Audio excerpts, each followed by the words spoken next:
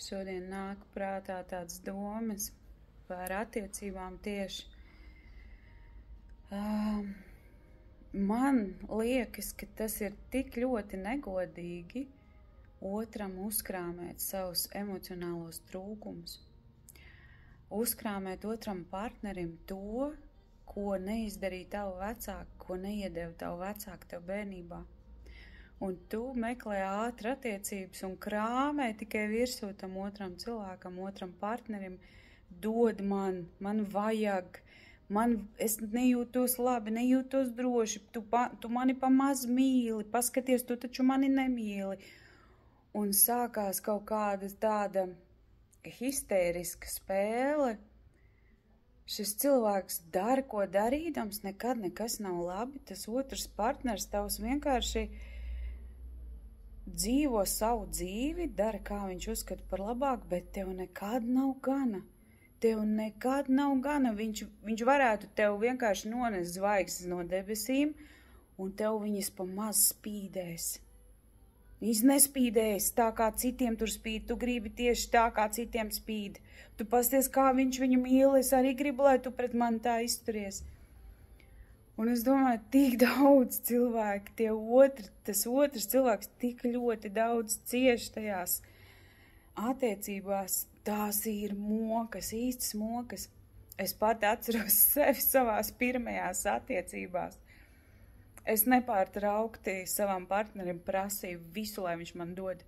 Man nebija nekas, man nepietika nekas, man nepārtraukti pa maz vienmēr bija, pa maz mīlestības, pa maz uzmanības, un tu mani vispār neredzi, un tu mani vispār tā, tu mani kā no rīta, kā pamodos, acis vaļā un aiziet.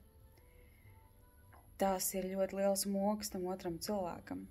Un ja tas otrs cilvēks atkal izpilda savējo pret tevi, tad tāds šūpolītis, abi divi šūpojās, un nepārtraukti šīs dvēseles klīdzienas tev prasa, no tā partnera dod man vajag, es nejūtos pietiekami droši, man it kā viņam tas būtu jāizpilda.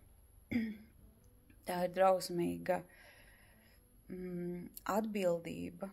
Tava atbildība pārstāt šo te darīt un pārstāt šo darīt var tikai tad, kad tu sāc strādāt ar sevi, kad tu sāc ieskatīties sevī dziļāk un sāc redzēt to, ka tu spēlē milzīgu spēli ar to partneri. Tu vienkārši nekādīgi nevari savādāk aizlāpīt tos savus emocionālos trūkumus, ciet kā nepārtraukti prasi no viņa. Bet viņš tev nekad nevarēs iedot to, ko tavu vecāku bērnībā tev neiedeva. To var izdarīt tikai tu pati vai pats. Tu nedrīksti no otra pieprasīt ar visām varītēm. Tas šausmīgi bojā attiecības, tas šausmīgi bojā vispār visu to emocionālo gammu jūsu mājās, kā veidojas jūsu kopējais lauks un vispārējais. Sāciet strādāt ar sevi. Goda vārds, tas atmaksāsies. Tikai tad tu iegūsi šo te mieru, ko tu vispār meklē. Tev nekad otrs cilvēks to nevarēs iedot. Lai cik izmisīgi tu to centies prasīt no visiem pēc kārtas, tev neviens to nevarēs iedot. Tas ir viss tevī jāatrisina. Tā ir tava atbildība. Jo ātrāk tu uzņemsies šo atbildību, jo ātrāk tu varēsi dzīvot brīnišķīgu un brīvu un foršu dzīvi, un tu varēsi justies ļoti labi savās attiecībās, kuras tu veidosi tālāk.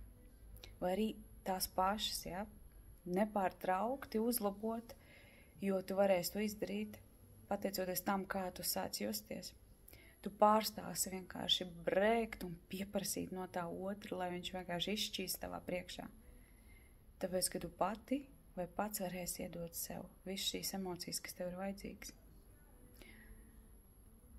Padomājiet par šo, un lai jums forša diena.